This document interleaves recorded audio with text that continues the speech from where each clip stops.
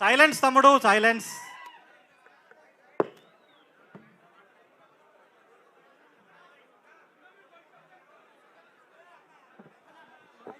Hello, ఈనాటి social media team మన అభిమాన నాయకులు రేవంత్ రెడ్డి గారిని కలిసే మీటింగ్ ఏర్పాటు చేసుకున్నాము. ఈ మీటింగ్లో అందరి దయచేసి అందరూ ఒక నిమిషం కామ్గా ఉండాలి.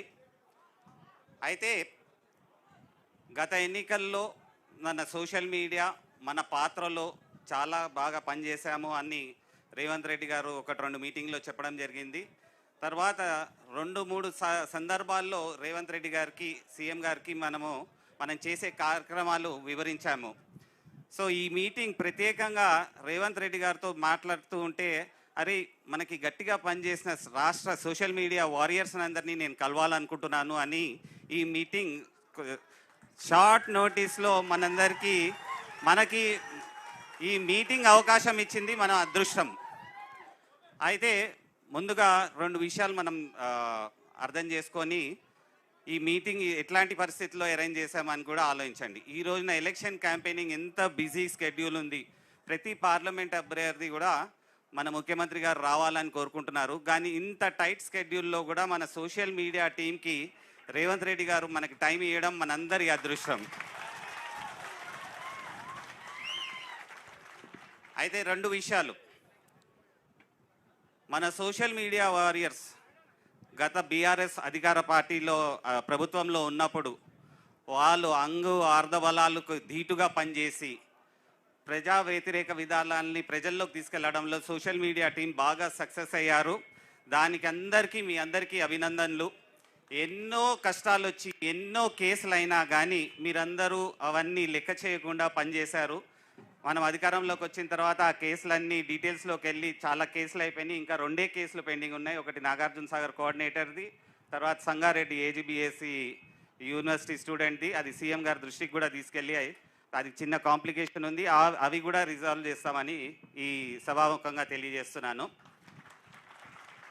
తర్వాత మనం పనిచేసిన తీరు మన దేశవ్యాప్తంగా కూడా కాంగ్రెస్ పార్టీ సోషల్ మీడియా టీంలందరూ అప్పుడప్పుడు వచ్చి మన దగ్గర కొన్ని విషయాలు టెక్నాలజీ పరంగాను నెట్వర్క్ల పరంగా కూడా వాళ్ళు తెలియజేసుకొని వాళ్ళు ఇంప్లిమెంట్ చేసే పరిస్థితికి వచ్చింది. మనం అద్భుతంగా రోల్ క్లారిటీతో ఫోకస్గా 5 విభాగాలుగా content generation, content dissemination, legal team, network team, call సెంటర్లు ఏర్పరచుకొని 5 విభాగాలు గట్టిగా పనిచేసి నాటి విజయంలో మనం తోడ్పడ్డామని మనం అందరం గర్వంగా చెప్పుకోవాల్సిన విషయం. నెట్వర్క్లో కూడా మనం చేసిన మెంబర్షిప్ 42 లక్షల మందిని నెట్వర్క్లు చేసుకొని ప్రతి గ్రామ స్థాయిలో ఉన్న కూడా వాట్సాప్ గ్రూపులు కూడా మనం కనెక్ట్ చేసుకొని గాంధీ భవన్ నుంచి రిమోట్గా ఐప్యాడ్ల ద్వారా వాళ్ళకి ఐప్యాడ్లు ఇచ్చి రిమోట్గా మానిటర్ చేసుకొని మన కంటెంట్ గత ప్రభుత్వం చేసే ప్రజా వ్యతిరేక విధానాన్ని ప్రజల్లోకి తీసుకెళ్ళగలిగిన విషయం మనం అందరం గుర్తు చేసుకొని గర్వపడాల్సిన విషయం. తర్వాత మన ప్లాట్ఫామ్స్, అఫీషియల్ ప్లాట్ఫామ్స్లో కూడా మనం బాధ్యతలు తీసుకోకముందు ఉన్న ఫాలోవర్షిప్ కన్నా 5 పెంచి మన ఫాలోవర్షిప్లో ఏ బాట్ యూజర్స్ లేదు. బీజేపీ బీఆర్ఎస్ లాగా బాట్ యూజర్స్ లేరు. మీకు ఒక ఉదాహరణ చెప్తాను. ఇంతకుముందు కేటీఆర్ గారు మంత్రి గారు ఉన్నప్పుడు ఆయన ఏదైనా ట్వీట్ చేస్తే ఫస్ట్ 1 అవర్లో 200-250 రీట్వీట్లు, లైక్లో వచ్చేవి. మన ముఖ్యమంత్రి గారు అంతకుముందు ట్వీట్ చేస్తే ఫస్ట్ 1 అవర్లో 1000 ట్వీట్లు దాటేవి. అంటే ప్రజలు కూడా మన అంతగా ఆమోదించారు. ఇదంతా మనందరి టీం కృషి అని నేను గర్వంగా చెప్తున్నాను. నెట్వర్క్లు కూడా మీకు ఇంకో ఉదాహరణ చెప్తాను. మన సునీల్ కనుగోలు గారు మనకి చాలా హెల్ప్ చేస్తున్నారు. వాళ్ళు కూడా మన నెట్వర్క్లు చూసి ఆయనంతటా ఆయన నాకు చెప్పిన విషయం ఇది. ఒకసారి ఖమ్మం మీటింగ్కి వెళ్ళినప్పుడు, అరే మీరు ఇన్ని నెట్వర్క్లు చేశారన్నారు కదా, నేను చూడాలనుకుంటున్నాను అంటే, ఖమ్మంకి వెళ్ళినప్పుడు ఆయన ఒక బండిలో వెళ్తుంటే ఆ బండిలో ఉన్న అతను కూడా కాంగ్రెస్ వాలంటీరు, మెంబర్షిప్ చేసిన వాళ్ళు. మనం ఎవరో తెలియకుండా ఆయన్ని అడిగారు, అరే బాబు వీళ్ళు గాంధీ భవన్ నుంచి మీకు కంటెంట్ పంపిస్తున్నారా అంటే, టక్మని ఆయన ఫోన్ తీసి, సార్ రోజు 15-20 కంటెంట్లు ఫస్ట్ అవర్లో వస్తాయి, తర్వాత ఇట్లా వస్తున్నాయి అని. మరి ఆయనని అడిగారు, అరే మరి నువ్వు ఫార్వర్డ్ చేస్తున్నావు అంటే, నాకు బ్రేక్ ఇచ్చినప్పుడల్లా ఇదే పని చేస్తున్నాను సార్ అని. సో మన సోషల్ మీడియా నెట్వర్క్, నేను గర్వంగా చెప్తున్నాను, కాంగ్రెస్ పార్టీలో దేశవ్యాప్తంగా లేని నెట్వర్క్ మన దగ్గర ఉంది. టెక్నాలజీ ఎంబ్రేస్మెంట్లో మనం ఎంత ముందడుగున్నామో మీకు ఇంకో ఉదాహరణ చెప్తాను. మనము ఇప్పుడు ఈ లాస్ట్ 2 monthsలో మనం కొత్త డాష్బోర్డ్ తయారు చేసుకున్నాము. మన AICC war room head Senthil గారు మన వీడియో కాల్ అడిగి Satish can you demo it అని వాళ్ళు అడిగిన సజెషన్స్ ఇంప్లిమెంట్ చేసి వాళ్ళు మన టెక్నాలజీని వాడుకుందామన్న ఆలోచనలో వాళ్ళు ఉన్నారు.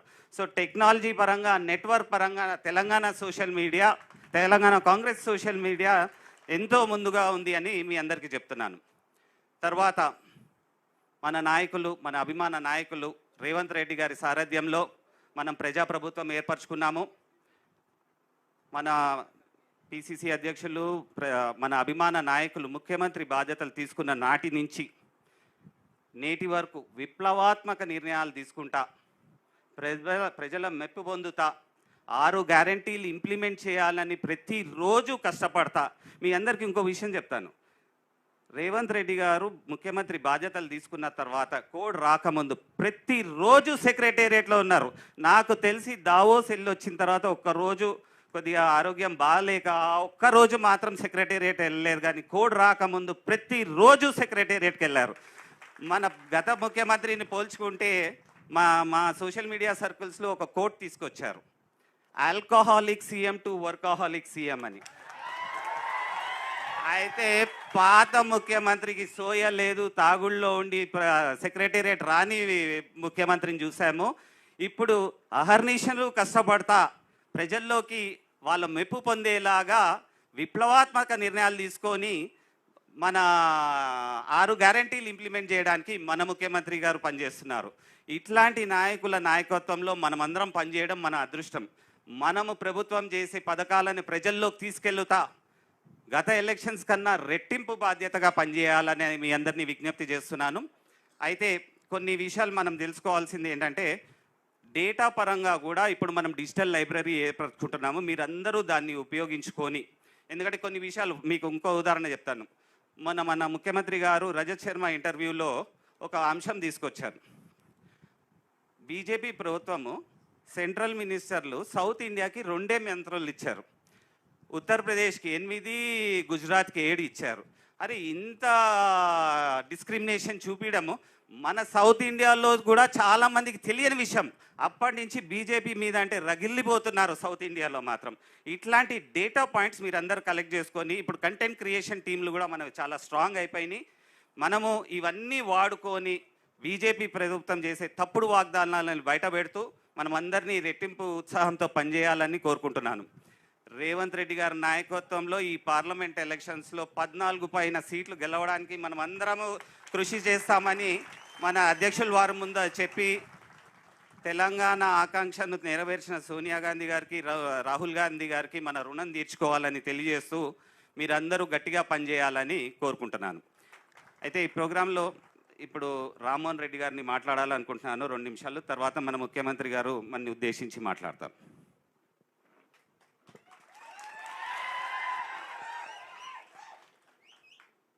నాకైతే వైబ్ ఇంకా తగ్గుతలేదు. అన్నాడు మెట్లు దిగిండి అనే సందేశం రాగానే నాకు గూస్ బంప్స్ వస్తూనే ఉన్నాయి. అవతల పార్టీలేమో కట్టలు వంచేటటువంటి నాయకులను నమ్ముకొని కొట్లాడారు సోషల్ మీడియాలో, కానీ ఈడ కష్టపడుతూ ప్రజల కోసం కొట్లాడే నాయకుడిని నమ్ముకొని ఈరోజు నిలబెట్టారు కాంగ్రెస్ పార్టీని. ఈడ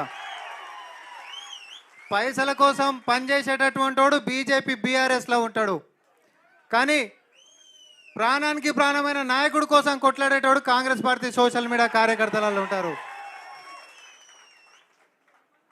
అన్న హుకుం జారీ చేస్తే కొండలని పిండి చేసి ఈరోజు అధికారంలో కూర్చోబెట్టినటువంటి దాంట్లో సోషల్ మీడియా కార్యకర్తలు వెన్ను లెక్క నిలబడ్డారు అనేటటువంటి దాంట్లో ఎట్లాంటి సందేశం లేదు. అన్న మీ పోరాట పటిమ, మీ కొట్లాట, మీ తెగింపు ఈరోజు వాళ్ళ మీద సేమ్ కొట్లాటలు అవుతున్నా, కేసులు పడుతున్నా, కొన్నిసార్లు సొంత నేతలకి అవమానాలను ఎదుర్కొంటున్నప్పటికీ కూడా రేవంత్ అన్న కోసం మేము కొట్లాడి తీరుతాం, రేవంత్ అన్న మాట నిలబెడతాం, కేసీఆర్ అనేటువంటి గద్దె దింపుతాం అని చెప్పి మీరు తీసుకున్నటువంటి శపథానికి ఈరోజు కట్టుబడి పనిచేసినటువంటి కార్యకర్తలు ఈరోజు మనందరం ముంగట ఉండడం, మీరందరు ఈ దాకా రావడం, కాస్త ఆలస్యం ఇంటరాక్షన్ అయినప్పటికీ కూడా మీ అందరి తెగింపు, మరి కొండల్ని ఢీకొట్టినటువంటి మీ యొక్క శక్తి రేపొద్దున మరి బుడగలాంటి బీజేపీని కొట్టదని అయితే నేనేం అనుకుంటలేను. ఆడు కోట్ల రూపాయలు ఖర్చు పెట్టి బీఆర్ఎస్ వాడు నాకు చాలా బలం ఉంది అని చెప్పి నీలిగిండా లేదా? మరి నీలిగినవన్నే అన్న మాట మీదకించి బొంద పెట్టినామా లేదా? అన్న ఎక్కి తొక్కుతామనంటే మన వాళ్ళు తొక్కుడే కాదు, బొంద కూడా పెట్టిర్రు. ఈరోజు బీజేపీని కూడా మరి బీజేపీ పార్టీ కూడా వాడు ఏంది అంటే ఏం చేయకపోయినా 10 ఏళ్ల సంది పొంకనాలు కొట్టుడు తప్ప చేసింది ఏం లేదు. కాబట్టి అన్న కొట్లాటలల్లో మొన్న మీరు ఇచ్చినటువంటి స్ఫూర్తి ఈరోజు పనితనంతో కూడా మనం బలంగా ఇంక రోజు ప్రజల ముందుకు పోయినామన్నా. ప్రతి గంటలనే సంతకం పెట్టే లోపలనే కంచెలు తెంపి ఈరోజు ప్రజాస్వామ్యాన్ని తెలంగాణలో బతికించినటువంటి మీ స్ఫూర్తి ఈరోజు సేమ్ కబంధ హస్తాలల్లో నలిగిపోయినటువంటి ప్రతి కార్యకర్తలు కూడా కంచెలు తెంపుకొని పనిచేస్తున్నటువంటిది ఈరోజు మన ముంగట కనిపిస్తూ ఉంది. మీ స్ఫూర్తితోటి మేము ఇంకా ముందుకు నడుస్తాం. మీరు కోరుకున్నట్టుగా ఈరోజు ఒక్కటే లెక్క తెలంగాణ పార్లమెంటులో 14 పక్క అనేటటువంటి ఒక నినాదంతో మీరు ఇచ్చినటువంటి నినాదాన్ని నిజం చేసేటటువంటి దాంతో మేము ముందుకు పోతాం. ముందుకు తీసుకొని పోతున్నటువంటి దాంట్లో కూడా మీరు ఇస్తున్నటువంటి స్ఫూర్తి అయినా లేకపోతే మీరు మాకు దిశానిర్దేశం చేస్తున్నటువంటిదైనా మీ అందరికి ఒక చిన్న ఉదాహరణ కూడా నిటారుగా నిలబడ్డటువంటి నేనే ఒక సాక్ష్యం. నాకు ఎట్లాంటి పొలిటికల్ బ్యాక్గ్రౌండ్ లేదు. మా నాయన సర్పంచ్ కూడా కాదు, వార్డు కమిటీ సభ్యుడు కూడా కాదు. నికార్సుగా కాంగ్రెస్ పార్టీ కోసం నమ్ముకొని కష్టం చేసుకుంటూ ఆయన అడుగుజాడలలో నడుస్తున్నందుకు ఈ జెండా నిలబెట్టేటటువంటి కార్యకర్తలకి ఉన్నత స్థానం, ఉన్నత పీఠం ఇవ్వాల్సిందే అని చెప్పి పిలిపించి పదవులు ఇస్తున్నటువంటి ఏకైక నాయకుడు మన మధ్యలో కూర్చున్నాడు అనంటే ఇది మన గర్వకారణం. రేపొద్దున ఒకరోజు ఆలస్యం అటుగా కావచ్చు, క్షేత్రస్థాయిలో డివిజన్ దగ్గర నుంచి మొదలు పెట్టుకుంటే మండలాలైనా జిల్లాలైనా లేకపోతే రాష్ట్ర వ్యాప్తంగా పనిచేస్తున్నటువంటి సోషల్ మీడియా కార్యకర్తలందరికీ కూడా సముచిత స్థానం కల్పించేటటువంటి దాంట్లో మీ ముందే మీరు ఇస్తున్నటువంటి స్ఫూర్తితోటి ముందుకు నడుస్తారని చెప్పేటటువంటి నమ్మకం కూడా మాకుందన్న. అందరం ఒక నినాదం తీసుకుందాం అవుద్దా? ఖాళీ అన్న వచ్చిండంటేనే ఒక నెల రోజుల సంది కొంచెం ఉదాసీనంగా ఉన్నారు. గెలిచినప్పటి నుంచి కూడా కాస్త ఆలస్యం అవుతుందని అన్నకి బాగా తెలుసు. ఏ రోజు ఎప్పుడు ఎట్లా కష్టపడుతున్నటువంటి వాళ్ళని గుర్తించాలి, ఏ రోజు ఎట్లా కష్టపడుతున్నటువంటి వాళ్ళని ముందుకు నడపాలి. నాయకులు అనేటటువంటి వాళ్ళు కార్యకర్తలను వాడుకొని వదిలిపెట్టేటటువంటి వాళ్ళని మనం చూసినాం. కానీ పిలిపించుకొని స్థానాలు ఇస్తున్నటువంటి నాయకులు మన మధ్యలో కాబట్టి ఈరోజు ముఖ్యమంత్రి హోదాలోనే రేవంత్ అన్ననే మనందరినీ ముందుకు నడిపిస్తుండు. కాబట్టి ముంగట ఎట్లెట్లా నడుస్తే నాగలెట్ల లెక్క ఈరోజు సోషల్ మీడియా కార్యకర్తలందరం కూడా ఈరోజు కొండలనైనా పిండి చేసేటటువంటి శక్తితోటి బీజేపీ ఫేక్ ప్రాపగండాని అన్ని సోషల్ మీడియా మాధ్యమాల్లో సేట్ వాట్సాప్ అయినా, ఇన్స్టాగ్రామ్ అయినా, ఫేస్బుక్ అయినా, ట్విట్టర్ అయినా మీకుంటున్నటువంటి శక్తితోటి ఎట్లాంటి వనరులు ఉన్నా లేకపోయినా మీ శక్తి మీ సొంతంగా మీరు కొట్లాడుతున్నటువంటి దాన్ని అందరూ కూడా గుర్తించేటటువంటి నేపథ్యంతో దీన్ని కూడా అన్న దృష్టికి మేము తీసుకొని గతంలోనే వచ్చినాం. అది వారి దృష్టిలో కూడా ఉంది. రోజువారీ కార్యక్రమాల్లో భాగంగా మీ స్ఫూర్తిని మేము తీసుకొని పోతామనేటటువంటి మాట హామీ మేము ఇస్తున్నామన్నా. మీరు ఇచ్చినటువంటి మాటను మేము ముందుకు తీసుకొని పోతామని చెప్పి ఇప్పుడు గౌరవనీయులు శ్రీరామ్ కర్రీ గారిని మాట్లాడవలసిందిగా కోరుకుంటున్నా.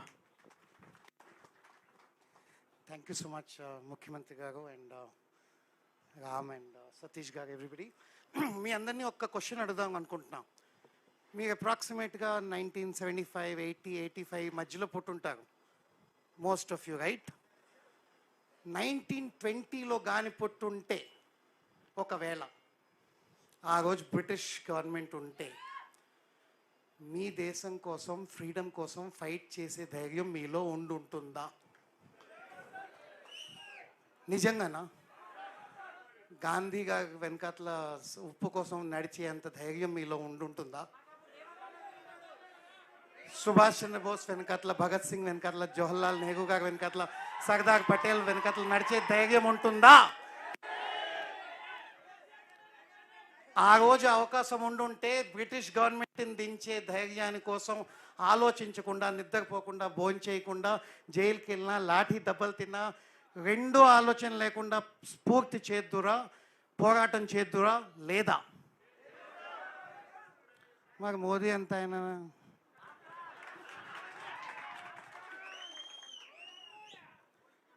నెక్స్ట్ 20 రోజుల్లో మామూలు లోక్సభ కాదు ఇది. మామూలు లోక్సభ 14లో అయింది, వాళ్ళు గెలిచారు. వేరే పార్టీకి వచ్చింది 19లో అయింది. అసెంబ్లీ ఎలక్షన్లు అయ్యాయి. 1000 ఏళ్ళు ఉంటామన్న కేసీఆర్ గారిని ఆయన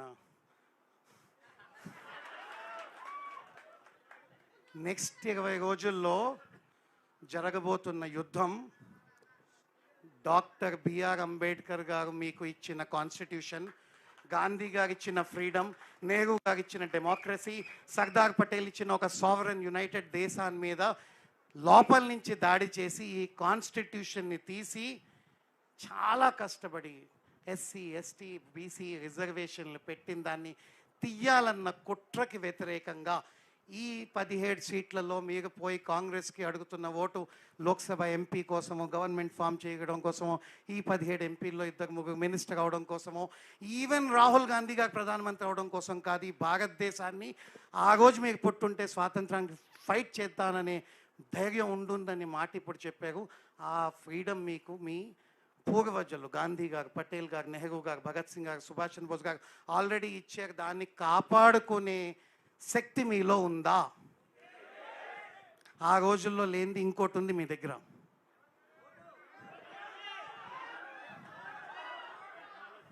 సోషల్ మీడియా మాట్లాడండి, జనాల దగ్గరికి వెళ్ళండి, వీడియోలు తీయండి. అవసరమైతే ఈ రిజర్వేషన్లు అంతం చేద్దాం అనుకున్న వాళ్ళ మూర్తులు తయారు చేసి తగలబెట్టండి. బీజేపీ వాళ్ళని శపథం తీసుకోమనండి, రిజర్వేషన్లు ఎట్టి పరిస్థితుల్లో తీయమని. వాళ్ళు చేయలేరు, అబద్ధం అది. దీనికోసం ఫైట్ చేయండి. అండ్ అబోవ్ ఆల్, మీకు నాకు దేశం మీద ప్రేమ ఉంది, పార్టీ మీద ప్రేమ ఉండొచ్చు, ఒక వ్యక్తి మీద కూడా చాలా ప్రేమ ఉంది.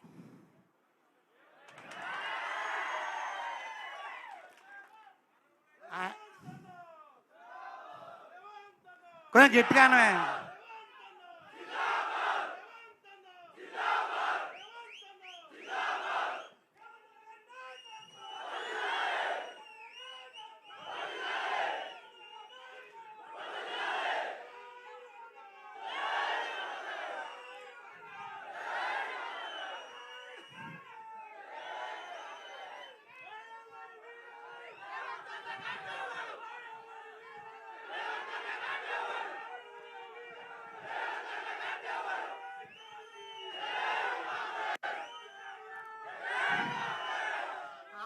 ఆఖరి క్వశ్చన్, సీట్లు ఎన్ని ఇస్తారు? 5, 6, 7, 8, 9, 10, 11, 12, 13, 14, 15, 16. 16లో ఆపేద్దాం, ఒక్కటి వదిలేద్దాం.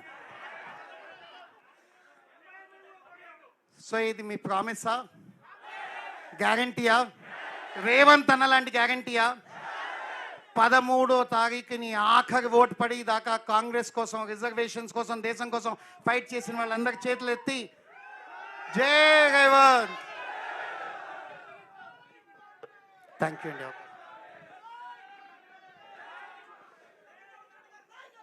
ఇప్పుడు థ్యాంక్ యూ శ్రీరామన్న, థ్యాంక్ యూ రామ్మోహన్.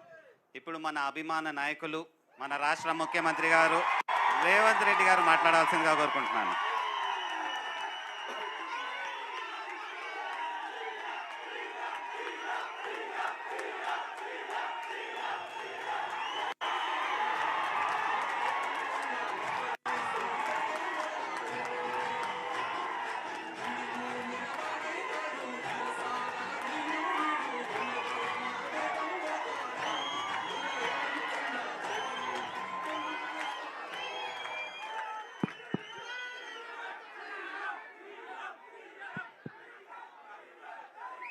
మిత్రులారా, ఈరోజు కాంగ్రెస్ పార్టీ సోషల్ మీడియా ఆధ్వర్యంలో మిత్రుడు మన్నే సతీష్,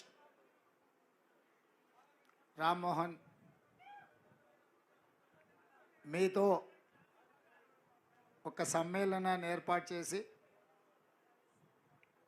ఈ సమ్మేళనంలో Deccan Chronicle resident editor Sriram గారు మిమ్మల్ని ఉత్తేజపరిచే విధంగా, మీ బాధ్యతను గుర్తు చేసే విధంగా 2 నిమిషాల్లో చాలా విషయాలు చెప్పిండు. ఈరోజు కంప్యూటర్ యుగం, మొబైల్ ఫోన్ల యుగం, సోషల్ మీడియా యుగం. ఎంత తక్కువ సమయంలో ఎంత పెద్ద అంశాన్ని మనం చెప్పగలమో అది ప్రజలకు చేరే విధానమే సోషల్ మీడియా. ఒకప్పుడు క్రికెట్లో టెస్ట్ మ్యాచ్ ఉండేది, 5 రోజులు ఆడుకునేటోళ్ళు. ఓ రోజు మొత్తం నిద్రపోయి మళ్ళీ లేచి చూసినా కూడా ఆడుతూనే ఉండేటోళ్ళు. అందుకే సాయంత్రం మ్యాచ్ అయిపోయిన తర్వాత ఉండే బ్యాట్స్మెన్ని నైట్ వాచ్మెన్ అనేటోళ్ళు, అంతేనా? అంటే రాత్రి అంతా కాపులా ఉండి మళ్ళీ నెక్స్ట్ డే 5 రోజులు ఆడాలి, 5 రోజులు చూడాలి అంటే కష్టమని దాన్ని వన్డే మ్యాచ్ కింద కన్వర్ట్ చేసి, టెస్ట్ మ్యాచ్లు ఉన్నప్పుడు సునీల్ గవాస్కర్ ఉండేటోడు, బాగా అందరికీ పాపులర్, అందరికి అభిమాన క్రికెట్ ప్లేయర్. వన్డే మ్యాచ్లు వచ్చిన తర్వాత సచిన్ టెండూల్కర్ వచ్చాడు. సో ప్రజలు ఇంకా మార్పు, ఇంకా ఉత్తేజం కావాలి అని 2020కి వచ్చిండ్రు. ఇప్పుడు విరాట్ కోహ్లీ, ధోని, ఇంకా చాలామంది, ఇంకా కొత్తగా చాలామంది. నేను మన క్రికెట్ నేను తక్కువ చూస్తే క్రికెట్, మన గ్రౌండ్కి వెళ్తే కొత్త వాళ్ళు, మన వాళ్ళు కూడా మంచి ప్లేయర్స్ ఉన్నారు. అంబట్ రాయుడు నుంచి మొదలు పెడితే నితీష్ అని ఎవరు ఆడినట్టు ఉన్నాడు. నేను ఎందుకు ఈ విషయాలు ప్రస్తావిస్తున్నా అంటే, సునీల్ గవాస్కర్ మంచి క్రికెట్ ప్లేయరే, కానీ ఆట ఫార్మేట్ మారిపోయింది. ఇప్పుడు వచ్చి 2020లో సునీల్ గవాస్కర్ ఆడమన్నా, సచిన్ టెండూల్కర్ ఆడమన్నా కాస్త ఇబ్బందికరమైన పరిస్థితి. ఎందుకంటే వాళ్ళు ఒక పీరియడ్లో వాళ్ళ ఆట నైపుణ్యాన్ని ప్రదర్శించేవాళ్ళు. ఈరోజు ప్రతి బాల్ని hit out or get out అన్నట్టుగా క్రికెట్ మ్యాచ్. ఈరోజు ప్రతి బాల్ బౌండరీ దాటాల్సిందే. ఏ ఒక్క బాల్ బౌండరీ దాటకపోయినా ఆట గెలిపోవటంని డిసైడ్ చేస్తుంది. అట్లనే మీడియాలో న్యూస్ పేపర్ ఉండేది మొదట్లో, 24 గంటలకు ఒకసారి పేపర్ వచ్చేది. నెక్స్ట్ డే పొద్దున రోజంతా జరిగిన వాటిని తీసుకొని రాత్రికి ప్రింట్ అయ్యి నెక్స్ట్ డే పొద్దున వచ్చేది. అంటే 24 గంటల తర్వాతనే వార్త మనం చదువుకునేటోళ్ళం. అది ఆలస్యం అవుతుందని ఇట్లాంటి కొంతమంది జర్నలిస్టులు న్యూస్ ఛానల్స్ తీసుకొచ్చారు. న్యూస్ ఛానల్స్ ప్రతి గంటకు ఒకసారి అది జరిగిన, మొదట్లో న్యూస్ ఛానల్ వచ్చినప్పుడు ఉదయం 7 గంటలకు, మధ్యాహ్నము 1 గంటకు, సాయంత్రం 7 గంటలకు ఉండేది. అంటే రోజుకు 3 సార్లు బులెటిన్ వచ్చేది. ఇది కూడా కష్టం అని చెప్పి 1 అవర్కి వచ్చేసింది. ప్రతి గంట 7 గంటలకు, 8 గంటలకు, 9 గంటలకు, 10 గంటలకు ఇట్లా వార్తలు చూపించే పరిస్థితి వచ్చింది. అయినా వార్తలు ఇంకా వేగంగా ప్రజలకు చేరడానికి ప్రతి నిమిషం కాదు, ప్రతి సెకండు ప్రపంచంలో ఏ మూలలో ఏ సంఘటన జరిగినా వార్తా రూపంలో బయటకు వస్తుంది. అదే social media. On the spot, even 1 second కూడా ల్యాప్స్ లేకుండా ఎక్కడికక్కడ ప్రజలకు తీసుకెళ్తున్న విధానమే ఈరోజు సోషల్ మీడియా. అంటే ఫార్మేట్ మారిపోయింది. క్రికెట్లో ఎట్లయితే ఆట గేమ్ రూల్ మారిపోయిందో, మీడియాలో print media, electronic media, social మీడియాలో ఎట్లయితే ఫార్మేట్ మారిపోయిందో, ఈరోజు ఎట్లయితే 2020లో ప్రతి బాల్ను బౌండరీ దాటిచ్చే విధంగా పనిచేయాలనో, ఇవాళ సోషల్ మీడియాలో కూడా ఆ విధంగా ప్రతివాడు ప్రతి నిమిషం ప్రతి సెకండ్ అలర్ట్గా ఉండాలి. సమాచారాన్ని అందరికీ చేరవేసే విధానం వచ్చింది. దీన్ని మీరు గుర్తించిండ్రు, దీన్ని మీరు ఉపయోగించిండ్రు. దీనివల్ల మీరు ఫలితాన్ని కూడా డిసెంబర్ 3 నాడు అందరూ చూసిండ్రు. నాయకులు చాలామంది అనుకుంటారు, మేము చాలా ఉపన్యాసాలు ఇచ్చినాం, చాలా ఊర్లు తిరిగినాం, మేము చాలా కష్టపడ్డాం కాబట్టి ప్రభుత్వం వచ్చింది అని. మీరు ఎన్ని ఉపన్యాసాలు ఇచ్చినా, మీరు ఎన్ని గంటల సేపు మాట్లాడినా, కోట్లాది ప్రజలకు చేరవేసిన మీరే అత్యంత కీలకమైన పాత్ర పోషించారు. నాయకులకు ప్రజలకు అనుసంధానకర్తలుగా మీరు వ్యవహరించారు. అంటే భగవంతుడికి భక్తుడికి అనుసంధానం అంబికా దర్బార్ బత్తి అని. సో నాయకులకు ప్రజలకు అనుసంధానకర్తలుగా సోషల్ మీడియా వారియర్స్ ఉండి ఈ ప్రభుత్వాన్ని తీసుకొచ్చిండ్రు. ఈ ప్రభుత్వాన్ని ఈ పార్టీని అధికారంలోకి తేవడం అనేది సెమీఫైనల్స్ మాత్రమే. ఫైనల్ గేమ్ ఇప్పుడు ఉన్నది. ఫైనల్స్ ఇప్పుడు ఆడుతున్న మోడీతో ఆడుతున్నది మనం ఫైనల్స్. సెమీఫైనల్స్లో కేసీఆర్ ఓడించినాం, అంటే బంగ్లాదేశ్ ఓడించినాం సెమీఫైనల్స్లో. ఇప్పుడు ఫైనల్స్లో పాకిస్తాన్తో కొట్లాడాలి మనం.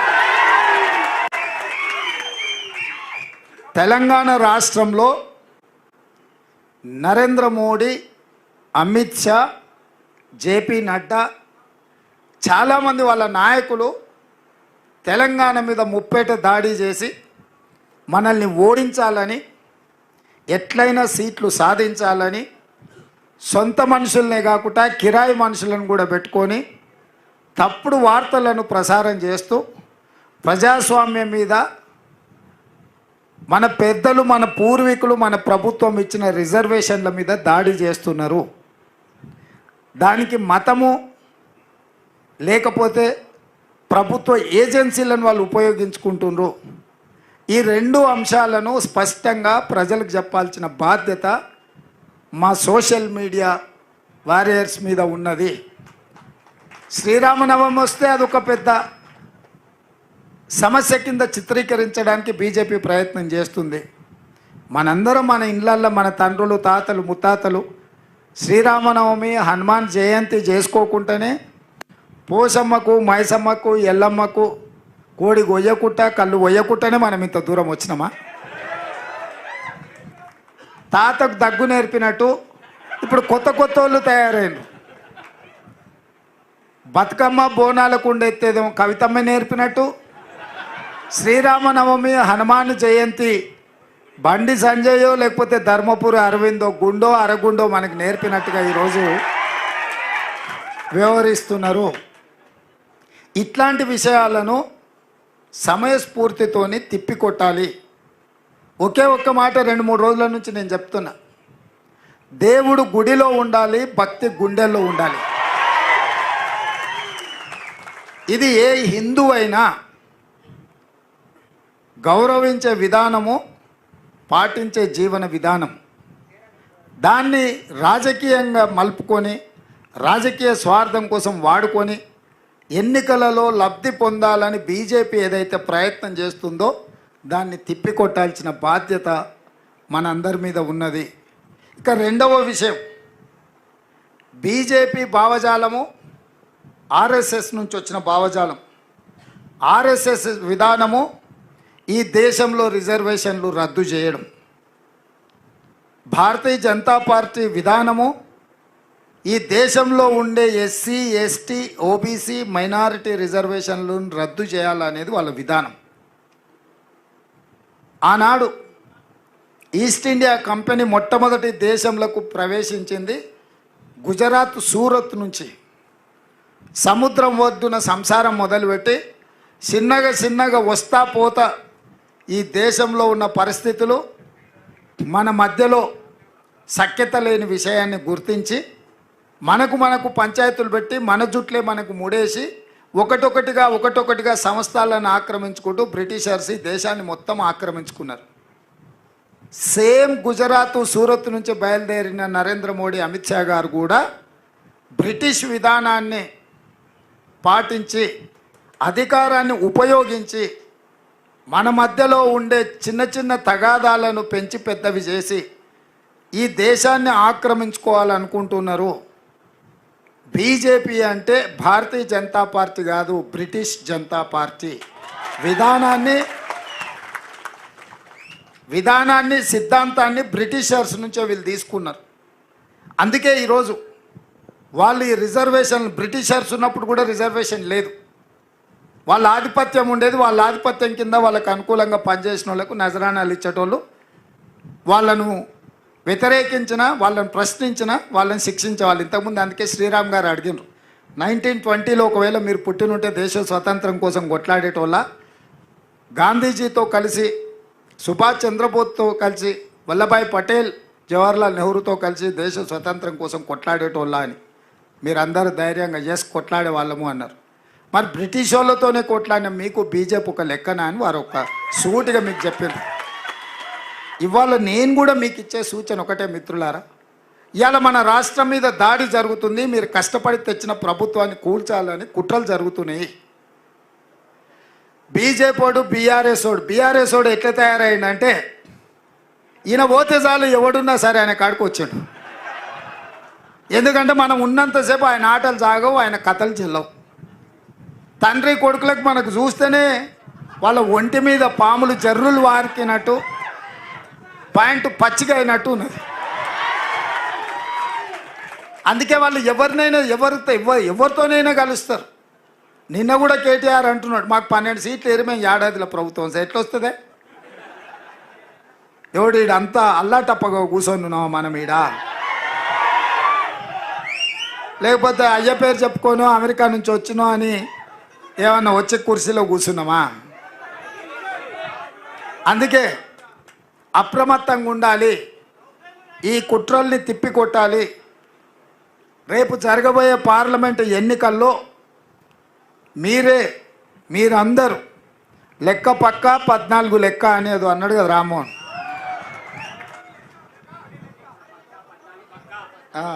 ఏంది లెక్క పక్క 14 పక్క. లేదు రామ్మోహన్ ఇంకా కరెక్టే చెప్తా, ఒకటే లెక్క 14 పక్క అని. ఒకటే లెక్క 14 పక్క. మరి ఇది చెయ్యాలి అని అంటే మొన్నటి ఎన్నికల్లో కష్టపడ్డ అనుభవం, మొన్నటి ఎన్నికల్లో మనం సాధించిన ఫలితాలు, 100 మీటర్స్ రన్నింగ్లో మనం తాడును చేరుకున్న తర్వాత రిలాక్స్ అయిపోయి చిన్నగా ఇట్లూరికి కింద కూర్చుంటాం, ఎందుకంటే మనం రీచ్ అయినామని. ఇప్పుడు మన సోషల్ మీడియా వారియర్స్ కూడా సేద తీరుతున్నారు చెట్ల కింద కూర్చొని, ఇంకా గెలిచినాం కదా అని. అందుకే ఇప్పుడు మళ్ళీ లేచి అందరి సెలవులు క్యాన్సిల్ అయిపోయినాయి. సైనికులకు యుద్ధ వాతావరణం, యుద్ధ మేఘాలు కమ్ముకున్నప్పుడు సైనికులకు అందరికీ సెలవులు రద్దు చేసి అందరినీ సరిహద్దులకు రమ్మంటారు, అవునా? మీకు కూడా అందరికీ సెలవులు రద్దు అయిపోయినాయి. ఇక అందరు మీరు వచ్చి డ్యూటీ ఎక్కాల్సిందే. ఎక్కడోళ్ళక్కడ ఎక్కడికక్కడ అప్రమత్తంగా భవిష్యత్ కార్యాచరణ తీసుకొని ముందుకు వెళ్ళాలి. ఈ ఎన్నికలు అత్యంత కీలకము. ఈ ఎన్నికల 14 సీట్లు నెగ్గడంతో రాహుల్ గాంధీ ప్రధానమంత్రి కావడమో కాంగ్రెస్ అధికారంలోకి రావడమో కాదు, 75 ఏళ్ళలో 50 ఏళ్ళ పైన మనమే అధికారం ఉన్నాం. రాహుల్ గాంధీ గారు ముత్తాత, నాయనమ్మ, నాయన అందరు ప్రధానమంత్రి పదవులు చూసారు. స్వతంత్రం వచ్చినప్పటి నుంచి సొంత ఇల్లు లేకుంటే ప్రభుత్వ బంగళాలనే ప్రధానమంత్రులుగానే వాళ్ళు ఉన్నారు. వాళ్ళకి పదవి కొత్త కాదు. కానీ ఎన్నికల గెలుపు ఎందుకు కీలకం అంటే ఈసారి బీజేపీ వాళ్ళు అడుగుతున్న 400 సీట్లు వస్తే రాజ్యాంగంలో సమూలమైన మార్పులు తీసుకొచ్చి రిజర్వేషన్లు రద్దు చేయాలని కుట్ర జరుగుతుంది. వాళ్ళు గతంలో 3 తలాక్ కావచ్చు, సిటిజన్ అమెండ్మెంట్ యాక్ట్ కావచ్చు, యూనిఫామ్ సివిల్ కోడ్ కావచ్చు, 370 ఆర్టికల్ కావచ్చు, నోట్ల రద్దు కావచ్చు, జిఎస్టీ కావచ్చు, రైతు వ్యతిరేక నల్ల చట్టాలు కావచ్చు, ఇట్లా ప్రతిదీ ప్రతిపక్షాలన్నీ వ్యతిరేకిస్తున్నా సింపుల్ మెజారిటీతోని పాస్ చేయొచ్చు కాబట్టి వాటి అన్నిటిని పాస్ చేసుకొని చట్టాలను అన్నిటిని కూడా వాళ్ళు ఇష్టారాజ్యంగా మార్పులు చేశారు. ఇప్పుడు రాజ్యాంగ సవరణ రిజర్వేషన్లు తీసేయాలి అని అంటే 2/3 మెజారిటీ కావాలి. 2/3 మెజారిటీ అంటే దగ్గర 400 అనుకోండిగా. అందుకే ఇవాళ 400 సీట్లు అడుగుతున్నారు. ఇస్ బార్ 400 పార్ అని ఎందుకంటారంటే వాళ్ళు రాజ్యాంగాన్ని సమూలమైన మార్పులు చేసి టోటల్గా ఎస్సీ ఎస్టీ ఓబీసీ రిజర్వేషన్లు రద్దు చేయాలని కంకణం కట్టుకున్నారు.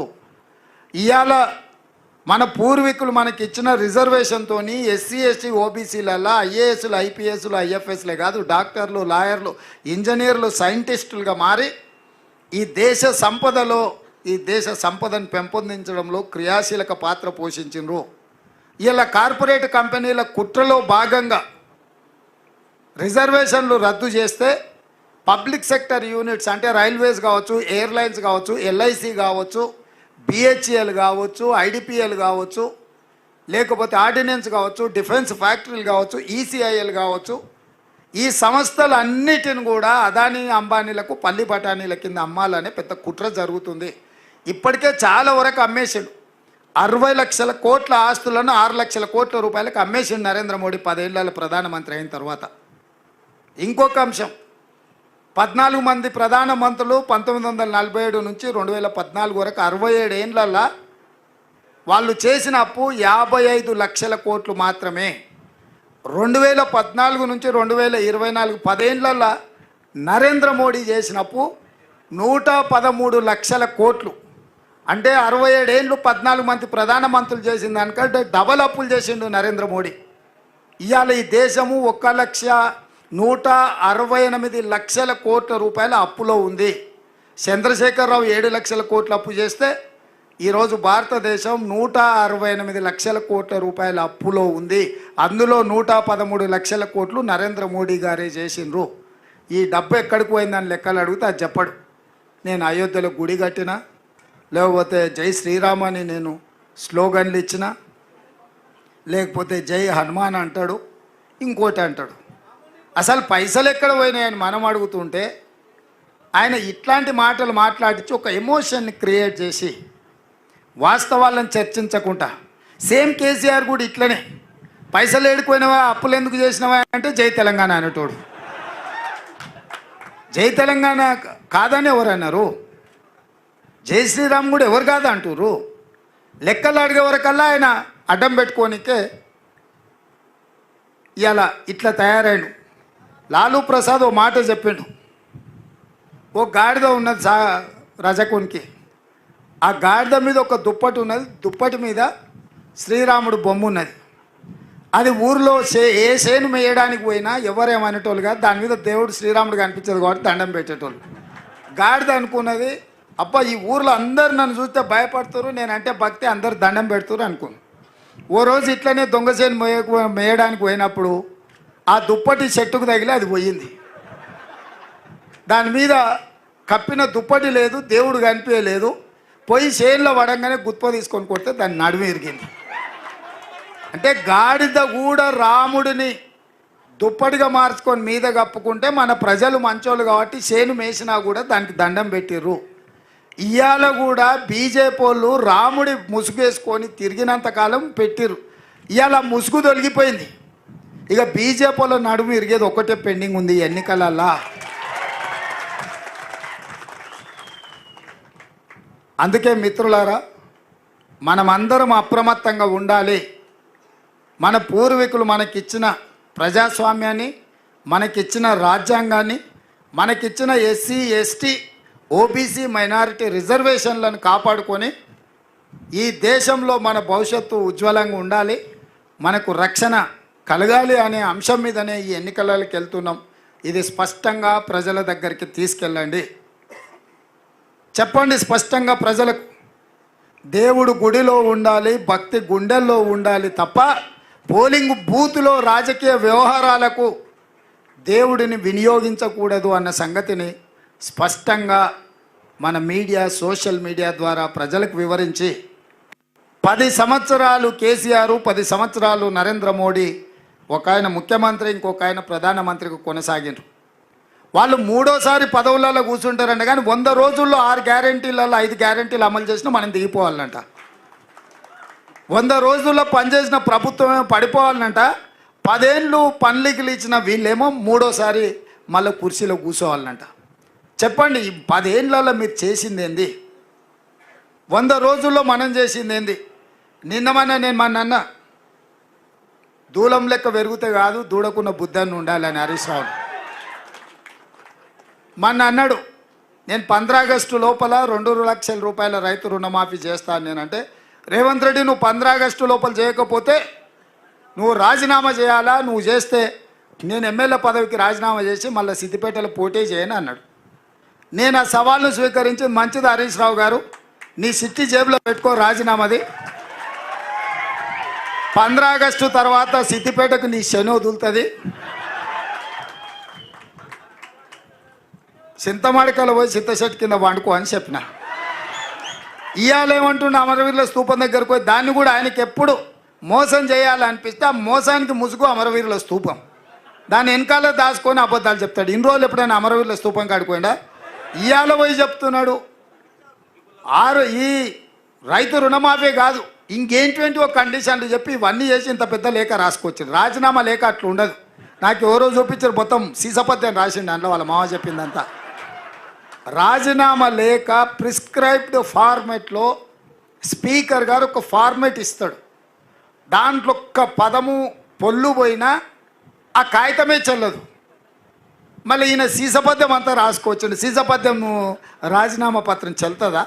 పెద్ద తెలివి అనుకుంటుండే ఆయన. తాటి చెట్టు లెక్క పెరుగుతే కాదు నాయన, మోకాళ్ళలో కాదు అరికాళ్ళకు పోయినట్టు నీ తెలివితేటలు హరీష్ రావు. ఇప్పుడు కూడా నేను చెప్తున్నా హరీష్ రావు, నీ సవాల్ను స్పష్టంగా మేము స్వీకరిస్తున్నాం. 15 ఆగస్టు లోపల 2 లక్షల రూపాయల రుణమాఫీ చేస్తా, నీ రాజీనామా రెడీగా పెట్టుకో. రైతులకు రుణమాఫీ చేయకపోతే మాకెందుకయ్యా అధికారం? ఈ రైతులకు రుణమాఫీ చేయకపోతే ఆ రైతులు ఎవరు? మా వాళ్ళే కదా, మా కుటుంబాలే కదా, మా పరివారమే కదా. వాళ్ళ కోసము అయితే 30,000 40,000 కోట్లు అవుతుంది. కానీ ఏమవుతుంది? నువ్వు కాళేశ్వరం దోసుకున్న 1,00,000 కోట్ల కంటే ఎక్కువనా? హైదరాబాద్ చుట్టూతో నువ్వు ఆక్రమించుకున్న వేలాది ఎకరాల కంటే ఎక్కువనా? ఇక సరే, అంత దూరం ఎందుకులే. కానీ మీ దోపిడీ, మీలాగా దోపిడీ చేయకుండా ఒక్క సంవత్సరం నేను కడుపు కట్టుకుంటున్నానంటే ఆ 40,000 కోట్ల రూపాయలు బ్యాంకులకు ఎడవసేత్తో చెల్లిస్తాను నేను. అందుకే మీకు అందరికీ మీ ద్వారా తెలంగాణ ప్రజలకు తెలవాలి, 15 ఆగస్టు లోపల 2 లక్షల రైతుల రుణమాఫీ చేసే బాధ్యత మన ప్రభుత్వాన్ని. స్పష్టంగా ప్రజలకు చెప్పండి. రెండవది, బీజేపీ గెలిస్తే ఎస్సీ ఎస్టీ ఓబీసీ మైనారిటీ రిజర్వేషన్లు రద్దు అవుతాయి. రిజర్వేషన్లు ఉండాలి అంటే కాంగ్రెస్ గెలవాలి, రిజర్వేషన్లు రద్దు కావాలి అంటే బీజేపీకి ఓటు వేయాలనేది. ఈ 2 విషయాలను ప్రజలకు వివరిస్తే మీరు చెప్పిన 14 కాదు 15 సీట్లు కూడా తెలంగాణకు గెలుస్తాయని నాకు సంపూర్ణమైన విశ్వాసం ఉంది. చివరగా ఇప్పుడు కూడా హడావిడిగా కలుసుకుంటున్నాం. మే 16 నాడు మీ అందరితోని ఒక మంచి ఫంక్షన్ హాల్లో కూర్చొని భోజనం చేసి ప్రతి ఒక్కరితోని సోషల్ మీడియా కోఆర్డినేటర్లు అందరితోని ఒక్కొక్కరితోని సింగిల్గా ఫోటో దిగుతా. 16 మే.